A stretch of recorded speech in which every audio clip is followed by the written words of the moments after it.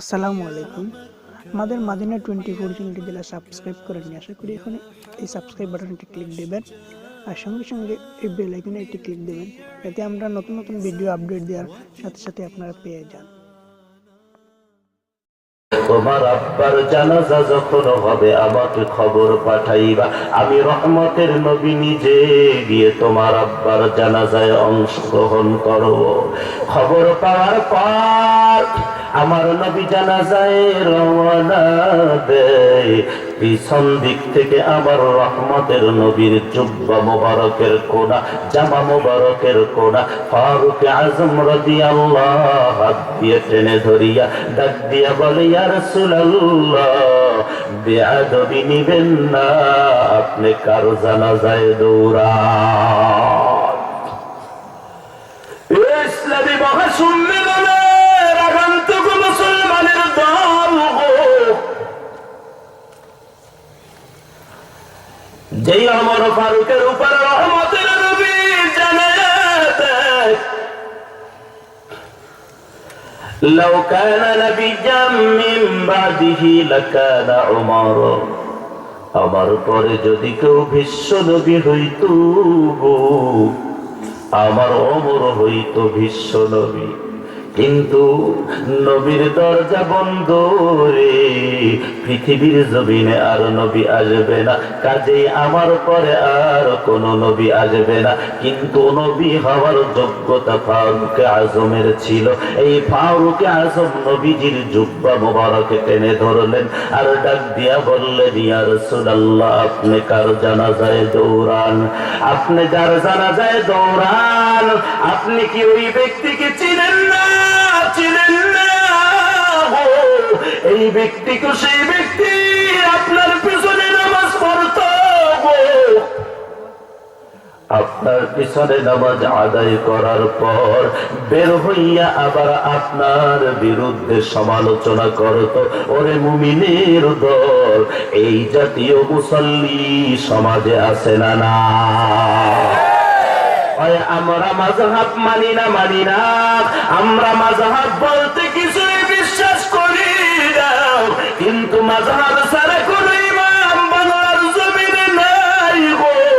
ওই মাযহাব ওয়ালা ইমামের পিছনে নামাজ আদায় করার পর বের হইয়া আবার মাযহাবের বিরুদ্ধে কথা কয় আছে না? না,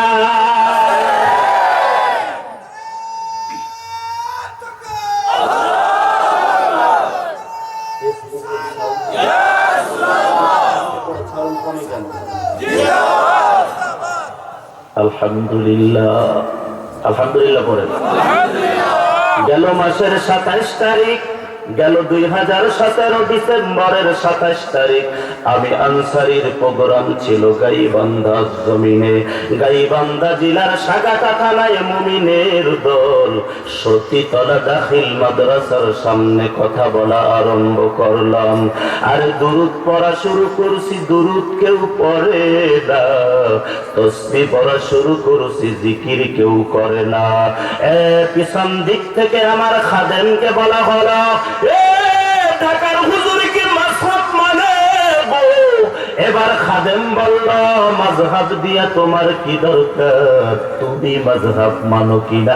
কয় না, আমি মাযহাব মানি না। আমি আমার ভাষায় বলি, এই মুনাফিকের গোষ্ঠীর সাথে মুমিনের কোনো সম্পর্ক হইতে পারে না, ঠিক কিনা? তার কারণ হলো আমি আনসারী, আপনাদের সামনে যাই কিছু বলার ইচ্ছা রাখি, আল্লাহ আমাকে যা কবুল করে, এগুলো শেখার জন্য কোন উস্তাদের কাছে যাওয়ার দরকার হয়েছে কিনা? এই উস্তাদ সারা কোরআনের ইলম কেউ শিক্ষা অর্জন করতে পারে নাই। অতএব কোরআন শেখার পরে, কোরআনের ইলম সিনায় নেওয়ার পরে যে বলবে আমি ইমাম মানি না, ওর মতো বাটপার সমাজে কেউ নাই। কারণ মার পেট থেকে ইলম শিখতে পারে নাই, এই জমিনে আসিয়া কোন আলেমের কাছ থেকে শিখছে, কোন ইমামের কাছ থেকে শিখছে, আর শেখার পরে বলে আমি ইমাম মানি না। ওর মতো শিকার আল্লাহর জমিনে আর কেউ হতে পারে না, ঠিক কিনা? ফারুক আযম রাদিয়াল্লাহু রহমতের নবীর জুব্বা মোবারক টেনে ধরলেন। ইয়া রাসূলুল্লাহ, আপনি কার জানাজায় দৌড়ান, আপনি কি জানেন না ওই ব্যক্তির পরিচয় কি আপনার জানা নেই? রহমতের নবী আপনার পিছনে নামাজ পড়তো, বের হইয়া আপনার বিরুদ্ধে সমালোচনা করত, আপনার গুরুত্বপূর্ণ বৈঠকে বসত, সেখান থেকে মুসলমানদের গুরুত্বপূর্ণ তথ্য জানার পর বের হইয়া আবু জাহেলের কাছে তথ্য সন্ত্রাসী হইয়া লাগাইতো।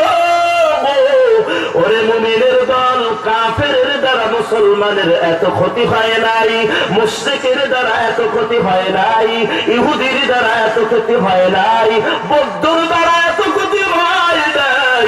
যত ক্ষতি ইসলামের হয়েছে একমাত্র নামধারী মুনাফিক মুসলমানের দ্বারা। জোরে বলেন ঠিক কিনা? নামদারি মুনাফিক মুসলমানের দ্বারা যত ক্ষতি হয়েছে, কারণ তার লেবাসটা আনসারীর মতো, তার টুপিটা আনসারীর মতো, তার গায়ে আমার মতো জামা। আজান দিলে সেও দৌড়ায় মসজিদে, আমিও দৌড়াই মসজিদে। এখন তাদের চেনার কোনো উপায় নাই, উপায় নাই। কারণ কাফের চেনা যায় তার কুফরির দ্বারা, মুশরিক চেনা যায় তার শিরকের দ্বারা, ইমানদার চেনা যায় তার ইমানি দায়িত্ব পালনের মাধ্যমে গো। কিন্তু মুমিন তো চেনা যায় ইমানি দায়িত্ব পালনের মাধ্যমে, মুনাফিক চেনা যায় না। কারণ মুনাফিক সবার সাথে তাল মিলায়া চলে। জোরে বলেন ঠিক কিনা? মুনাফিকের কোন শত্রু নাই। ও মুসলমান ইমানদার, এ ব্যাপারে আমার রহমতের নবী জানায়া দেন স্পষ্ট করে। মুনাফিক চেনার উপায় হলো তিনটা। জোরে বলেন কয়টা? قال رسول الله صلى الله عليه وسلم آية المنافق ثلاثة। মুনাফিক চেনার আলামত হলো তিনটা। ইদা হাদ্দাথা কাযাবা, মুনাফিক যখন জবান দ্বারা কথা বলবে মিথ্যা বলবে। আওয়াজ দেন, আজকে নামধারী মুমিন মুনাফিক মার্কা মুসলমানের জবানে মিথ্যা আছে না? না। ইদা হাদ্দাথা কাযাবা, মুনাফিক যখন কথা বলবে জবান দিয়ে মিথ্যা বলবে। 2 নম্বর, وَإِذَا حَدَّثَ كَذَبَ وَإِذَا وَعَدَ أَخْلَفَ, মুনাফিক যখন কথা বলবে, কথা বলার সময় মুনাফিক যখন কোন ওয়াদা রাখবে, ওয়াদা খেলাফ করবে, ওয়াদার ঠিক থাকবে না। وَإِذَا اؤْتُمِنَ خَانَ, মুনাফিকের কাছে যখন কোন আমানত রাখা হবে রে, ওই আমানত নিজের মনে করিয়া খরচ করবে, একটু আল্লাহর ভয় অন্তরে থাকবে না। আজকে জামানার মধ্যে নজর দেন, মসজিদের আমানত ঠিক থাকে না, মাদ্রাসার আমানত, এতিমের আমানত, জাতির আমানত ঠিক থাকে না। আমানত ধ্বংস করে দিতেছে, আবার নিজের মনে করিয়া খরচ করে গো। যদি কেউ জিজ্ঞাসা করে, কয় চাইলে দিলেই তো চলে, এরকম পক্ষ আছে না? না। এই আমানতের হক যারা নষ্ট করবা, ওরে মুমিনের দল, মনে রাখবা, মনে রাখবা, মনে রাখবা, এরা কোনদিন মুমিন হতে পারে না, মুমিন হতে পারে না। সহিহ আল বুখারীর বর্ণনা নয়, স্পষ্ট করে রহমতের নবী অপর প্রান্তে হাদিসে স্পষ্ট করে জানায়া দেন, ওরে মুমিনের দল, জান্নাতি তোমরা হইতে চাও, আমি রহমতের নবীর কাছে তোমরা 5টা জিনিস দাও। আমি রহমতের নবী যে জান্নাতে থাকবো, ওই একই জান্নাতে তোমরাও থাকবা। কয়টা জিনিস? ইসলামী মহাসম্মেলনের 2য় দিনে আজকে জান্নাতের টিকিট দিয়ে গেলাম। জান্নাতের টিকিট খানা রাখিয়া দাও। ও মুমিনের দল, জান্নাতের টিকিট খানা নিয়ে নাও। নবী আমার জানায় 5টা জিনিস আমার কাছে দাও, বিনিময়ে আল্লাহর জান্নাতের মালিক হয়ে যাও। 1 নম্বর, জবান দ্বারা যখন কথা বলবা, কথা বলার সময় সত্য কথা বলবা। 2 নম্বর, যখন তোমরা কোন 1 নম্বর, জবান দ্বারা যখন কোনো কথা বলবা, কথা বলার সময় তোমরা সত্য কথা বলবা। 2 নম্বর, তোমাদের কাছে যখন কোনো আমানত দেওয়া হবে, ওই আমানতের খেয়ানত করবা না। 3 নম্বর, তোমরা যখন কোথাও কোনো ওয়াদা করবা, ওই ওয়াদা খেলাফ করবা না। অবশ্যই আমি নবীর সাথে তোমরা জান্নাতি হইবা। এ মুনাফিক হওয়ার আলামত 3টা। 1 নম্বরে, মুনাফিক যখন কথা বলবে, কথা বলার সময় মুনাফিক মিথ্যা কথা বলবে। অপরদিকে জান্নাতের টিকিট নবী আমার বিক্রি করে। যখন তোমরা জবান দ্বারা কথা বলবা, কথা বলার সময় সাবধান সাবধান সাবধান হয়ে তোমরা কথা বলবা। কারণ যেই কথা জবান দ্বারা তোমাদের বের হবে, ইচ্ছা করলে ওই কথা আর ভিতরে প্রবেশ করাইতে পারবা না, ইচ্ছা করলে ওই কথা আর ভিতরে ঢুকাইতে পারবা না। অতএব যেই কথা তোমার জবান দ্বারা বের করো, বের করার সময় আল্লাহর ভয় অন্তরে রাখো। কারণ কথা যেটা বের হবে, ওই কথার দ্বারা হয় তুমি মুনাফিক হবা, না হয় তুমি মুমিন হবা, না হয় তুমি নাস্তিক হবা, না হয় তুমি জান্নাতি হবা। চিৎকার দিয়ে বলেন কথা ঠিক কিনা? আব্দুল জব্বার, আব্দুল গফফার, স্টেজের সাউন্ডটাই হচ্ছে না।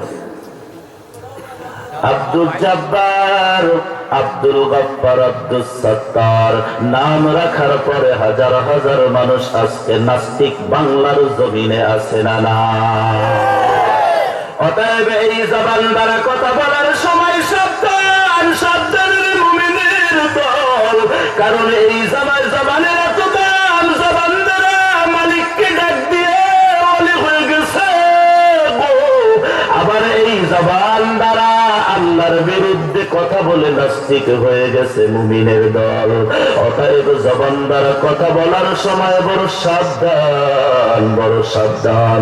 কারণ মাহফুজুল আল্লামা সাহেব কিবলা এই জবান দ্বারা মালিককে ডেকে আল্লাহর ওলি হয়েছেন। নবীরা এই জবান দ্বারা মালিককে ডাকিয়া আল্লাহকে খুশি করেছেন। এই দুনিয়ার যত মুমিনের গুনাহ মাফ হয়েছে জবান দ্বারা মালিককে ডাক দেওয়ার কারণে রে। অতএব এই জবান দ্বারা কথা বলার সময় বড় সাবধান সাবধান। কারণ আমার এই জবানের দ্বারা যেন কোনো মানুষ ক্ষতিগ্রস্ত না হয়। এই জবান দ্বারা এমন কথা বের না হয় যেই কথা বের হওয়ার সাথে আমার আমল নামায় গুনাহ লেখা আরম্ভ হয়।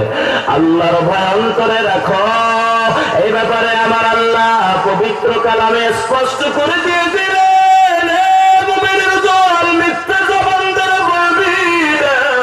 জবান দ্বারা মিথ্যা ছেড়ে দাও। রহমতের নবী স্পষ্ট করে জানায়া দেয়, 5টা জিনিস আমার কাছে দাও, বিনিময়ে জান্নাতের মালিক হয়ে যাও। 1 নম্বর, জবান দ্বারা যখন কথা বলবা সত্য কথা বলবা। 2 নম্বর, যখন তোমরা কারো কাছে কোনো জিনিস ওয়াদা করবা, খেলাফ করবা না। আমানত দেওয়া হলে খেয়ানত করবা না। অবশ্যই আমি নবীর সাথে তোমরা জান্নাতে থাকবা। আমার আল্লাহ এ ব্যাপারে স্পষ্ট বাণী শোনায়া দেন, ওয়াল্লাযীনা হুম লিআমানাতিহিম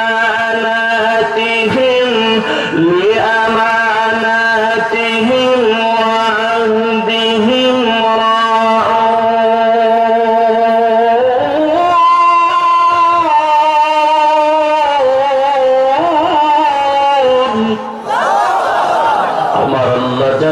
আমানতের হক রক্ষা করবে যারা, ওয়াদা রক্ষা করবে যারা রে, আমার ইমানদার বান্দা হবে তারা।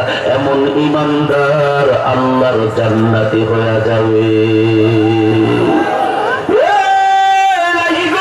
মুসলমান ভালো করে শুনিয়ে নাও, রহমতের নবী জানায়া দেয়, চতুর্থ নম্বরে জেনা ব্যভিচার করবা না।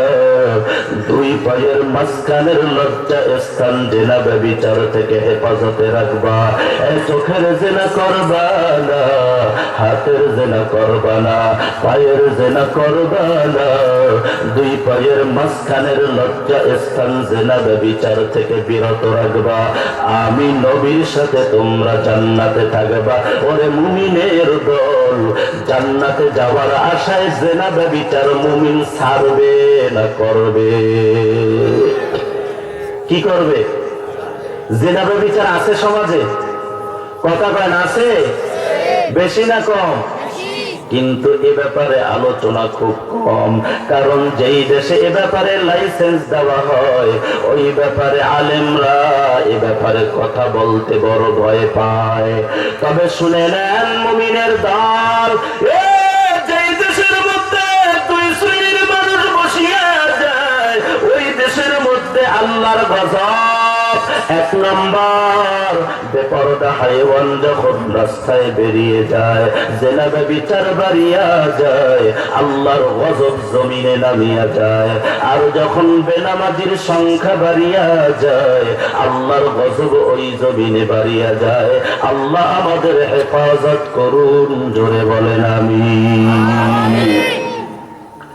4 নম্বরে আমার রহমতের নবী জানায়, হাত এবং জবান মানুষের ক্ষতি করবা না। এই হাতের দ্বারা মানুষের ক্ষতি করবা না, এই জবান দ্বারা মানুষের ক্ষতি করবা না। এই হাত নিরাপদ মানুষের ক্ষতি থেকে রাখবা রে, এই জবানটা মানুষের ক্ষতি থেকে নিরাপদে রাখবা। আমি নবীর সাথে একই জান্নাতে তোমরা থাকবা। রহমতের নবীর সাথে জান্নাতে যাওয়ার জন্য আমল লাগবে কয়টা? মুমিনের দল শুনিয়ে দাও, 3টা আলামত যার মধ্যে থাকবে কোনো সন্দেহ নাই, ওটা মুনাফিক, ওটা মুনাফিক, এতে কোনো সন্দেহ নাই। নবী 3টা আলামত জানাইলেন। মুনাফিক যখন কথা বলবে, কথা বলার সময় মিথ্যা বলবে। মুনাফিক যখন ওয়াদা করবে, খেলাফ করবে। আর মুনাফিকের কাছে আমানত রাখা হলে আমানতের হক মুনাফিক নষ্ট করবে।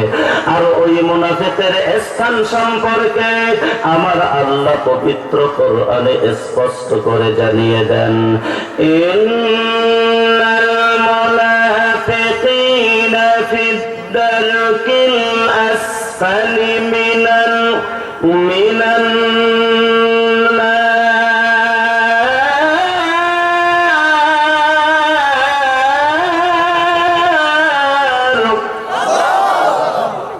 আল্লাহ আমাদের আমল করার তৌফিক দান করুন, জোরে বলেন আমিন। ইন্নাল মুনাফিকিনা ফিদ দারকিল আসফালি মিনান নার। আমার রহমতে আমার আল্লাহ পবিত্র কোরআনে জানায়া দেয়, নিশ্চয়ই অবশ্যই মুনাফিকের স্থান হবে জাহান্নামের তলদেশে। মুনাফিক শুধু জাহান্নামের তলদেশে ঢুকতে থাকবে, ঢুকতে থাকবে, তলার কোনো শেষ কোনো দিন হবে না। এ আল্লাহর মেহমান, মুনাফিক শুধু জাহান্নামের তলদেশে ঢুকতে থাকবে। ফারুক আযম রাদিয়াল্লাহু রহমতের নবীর জুব্বা মুবারক টেনে ধরলো। স্মরণ আছে আপনাদের? ডাক দিয়ে বললেন, ইয়া রাসূলুল্লাহ, আপনি কার জানাজায় দৌড়ান? আপনি কি এই ব্যক্তিকে চিনেন না, যেই ব্যক্তি আপনার পিছনে নামাজ পড়ত, বাহিরে গিয়ে আপনার বিরুদ্ধে সমালোচনা করত? এই ব্যক্তিকে কি আপনি চিনেন না? মদিনার জমিনে আপনার চোখের মধ্যে যেই সময় 3 দিন আপনার চোখে পানি ছিল, আপনার চোখে শুধু কান্না, আপনি আপনি হুজরা মুবারকে যান নাই, আপনি আম্মা জান আয়েশা সিদ্দিকার সাথে কথা বলেন নাই। এই তো চোখের পানি আনার পিছনে এই তো সেই ব্যক্তি যার জানাজায় আপনি দৌড়ান, এই ব্যক্তি তো আপনার মনে আঘাত দিয়েছিল। ইয়া রাসূলুল্লাহ, মুরাইসার যুদ্ধ থেকে আম্মা জান আয়েশা সিদ্দিকা রাদিয়াল্লাহু ফিরতে যখন দেরি হয়, ওই দেরি হওয়ার সময় আব্দুল্লাহ ইবনে উবাই মুনাফিকদের সরদার মদিনার অলিতে গলিতে ঘুরে আর আপনার বিরুদ্ধে বারবার কথা বলে। আর আম্মা জান আয়েশা সিদ্দিকা রাদিয়াল্লাহু তাআলা আনহার বিরুদ্ধে জেনার অপপ্রচার চালায়, জেনার অপপ্রচার চালায়া দেয়। মদিনার জমির সাহাবায়ে কেরাম সবাই হাহাকার হয়ে গেল, সবাই চিন্তায় পড়ে গেল হুজুরের স্ত্রীর ব্যাপারে আব্দুল্লাহ ইবনে উবাই কি বলে। আব্দুল্লাহ ইবনে উবাই আম্মা জান আয়েশা সিদ্দিকার চরিত্রে যে কলঙ্ক দেন। ইয়া রাসূলুল্লাহ, মদিনার জমিনে আপনি কষ্টে 3 দিন আম্মা জান আয়েশা সিদ্দিকার সাথে কথা বলেন নাই, এমনকি হুজরা মুবারকে প্রবেশ করেন নাই। আপনি আসমানের দিক তাকাইয়া লম্বা লম্বা নিঃশ্বাস দিয়ে কেঁদেছিলেন। আমার আল্লাহ আসমান থেকে জিবরাইলকে পাঠায়া দেয়, জিবরাইলকে পাঠাইয়া বলে, ইয়া রাসূলুল্লাহ, আপনি আমার সালাম গ্রহণ করেন। আপনার কি হয়েছে গো? আপনার মনে এত কষ্ট গো? আপনার মনে কেন কষ্ট? আব্দুল্লাহ ইবনে উবাই মুনাফিকদের সরদার মদিনার অলিতে গলিতে ঘুরিয়া আমার আয়েশার বিরুদ্ধে যে জেনার অপবাদ দিছে, আপনি এটা কেমন করে মেনে নেন? আপনার মন কেন খারাপ হয়ে গেছে? দুনিয়ার সাক্ষীর দরকার নাই, আমি আল্লাহ তাআলা আমার আসমানি কিতাব থেকে 10টা আয়াত নাজিল করিয়া আম্মা জান আয়েশা সিদ্দিকার চরিত্রের গ্যারান্টি দিয়ে দিলাম। দুনিয়ার কোন মানুষের সাক্ষীর দরকার নাই, আম্মা জান আয়েশা সিদ্দিকা যে পবিত্র, তার চরিত্রে যে কোনো কলঙ্ক নাই। দুনিয়ার কোন মানুষের সাক্ষীর দরকার নাই, আমি 10টা আয়াত নাজিল করিয়া এর গ্যারান্টি দিয়ে দিলাম। অতএব ইয়া রাসূলুল্লাহ, মনটা খারাপ করবেন না, আয়েশার ঘরে যান। আয়েশা বিনায়া কান্দে, আয়েশার মনে বড় কষ্ট। ফারুক আজম মেয়ের সাথে কথা বলেন না, কেন ঘটনা করলো? কথা বলেন না। ইয়া রাসূলুল্লাহ, আপনি ঘরে যান, 10টা আয়াত মুমিনদের সামনে তেলাওয়াত করে শোনায়া দেন। তারা যদি ইমানদার হিসাবে দাবি করতে চায়, তারা যদি মুমিন হতে চায়, তারা কেন এ কথা বলে নাই? আমরা এ ব্যাপারে কোনো মন্তব্য করতে রাজি নাই, খবর জানে আল্লাহ। কারণ আমরা যেই জিনিস দেখি নাই সেই জিনিস বলতে পারবো না, ঠিক কিনা?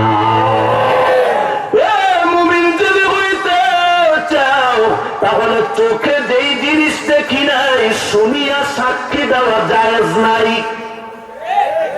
কথা বলেন? মনে হয় এমন হতে পারে, এটাও বলা যাবে না। মনে হয় বলতে কোনো শব্দ ইসলামে গ্রহণ করবে না, ইসলামের জমিনে এটার কোনো জায়গা নাই। আরে আল্লাহর মেহমান রহমতের নবীর উপরে নাজিল হয়ে গেল 10টা আয়াত। আমার আল্লাহ ঘোষণার মাধ্যমে আম্মা জান আয়েশা সিদ্দিকার চরিত্রের গ্যারান্টি জানায়া দিল। হযরত ফারুক আযম রাদিয়াল্লাহু জানায়া দেয়, ইয়া রাসূলুল্লাহ, আপনি কেন মন খারাপ করলেন গো? আপনি কার জানাজায় দৌড়ান? হযরত ফারুক আযম রাদিয়াল্লাহু আল্লাহর হাবিবের জুব্বা মুবারক টেনে ধরলো গো, ডাক দিয়া বলে, ইয়া রাসূলুল্লাহ, আপনি কার জানাজায় দৌড়ান? এই তো সেই ব্যক্তি, এই ব্যক্তির কারণে আপনি রহমতের নবীর জান্নাতি চক্ষু মুবারকে 3 দিন ঝর্ণার মতো পানি প্রবাহিত হয়েছিল। হুজুর, এই ব্যক্তিকে কি আপনি চিনেন না? আপনি অতএব কার জানাজায় আপনি দৌড়ান? আল্লাহর হাবিব জানায়, আমার করো, তুমি তো আমাকে নিষেধ করো, কিন্তু মালিক তো নিষেধ করে না। আমার আল্লাহ এমন সময় জানায়া দেয়, ওয়ালা তুসাল্লি আলা আহাদিন মিনহুম মাতা আবাদান ওয়ালা তাকুম আলা কবরি। আমার আল্লাহ স্পষ্ট করে জানিয়ে দেয়, হাবিব আপনি তাদের জানাজায় যাবেন না, এমনকি তাদের কবরের পাশে দাঁড়াইয়া দুইটা হাত তুলে আল্লাহর আদালতে মুনাজাত করবেন না। আপনি তাদের কবরের পাশে দাঁড়াইয়া দুইটা হাত তুলে মুনাজাত করবেন না, দোয়া করবেন না।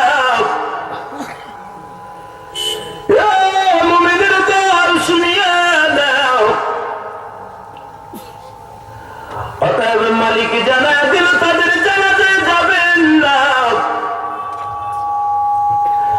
আব্দুল্লাহ ইবনে উবাই মুনাফিক হয়েছেন যে সব কারণে, ওই সব কারণ আজকে জামানার অনেক মুসলমানের ভিতরে আছে না না?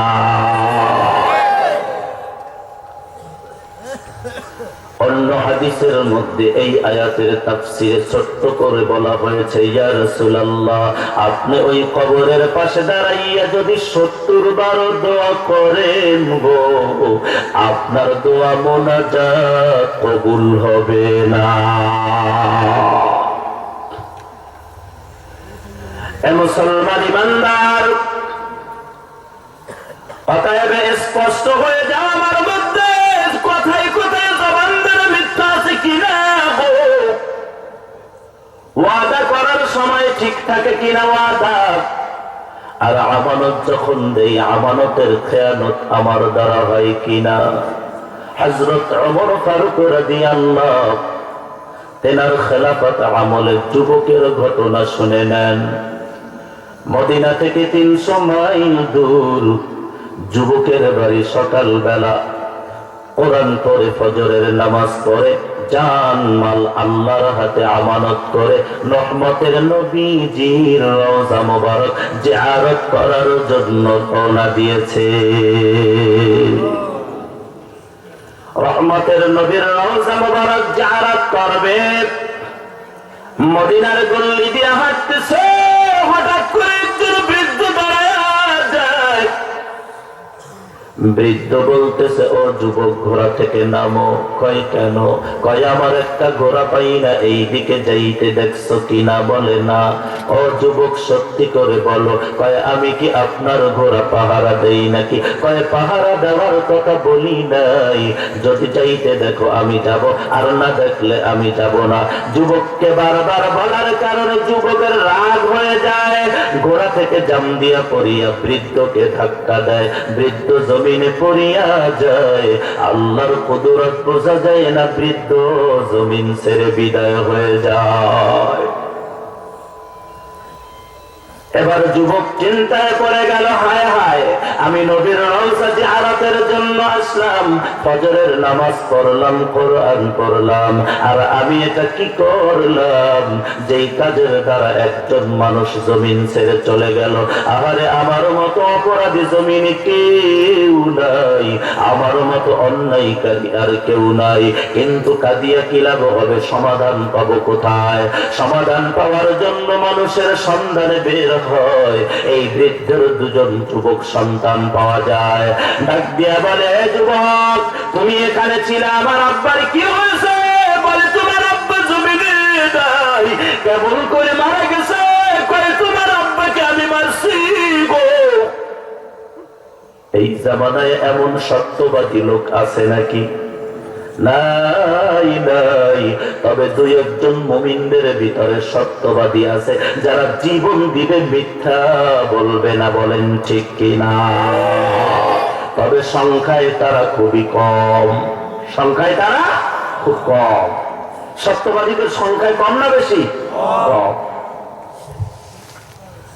তোমার আব্বাকে আমি মারছি, যদি আমার আব্বাকে তুমি মারো তোমাকেও মেরে ফেলবো।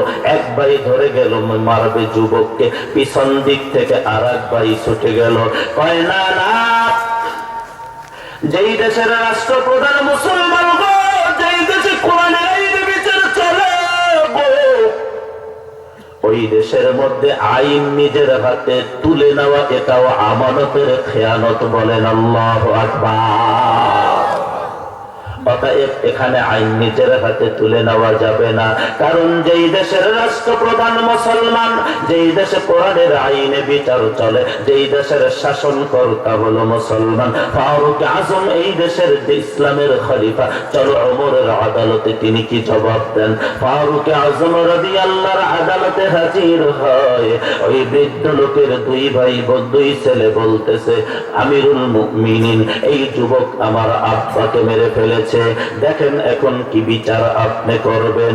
যুবকের সামনে ফারুক আজম দাঁড়িয়ে যায়। এবার ওমর ফারুক রাদিয়াল্লাহু বলতেছে, ও যুবক,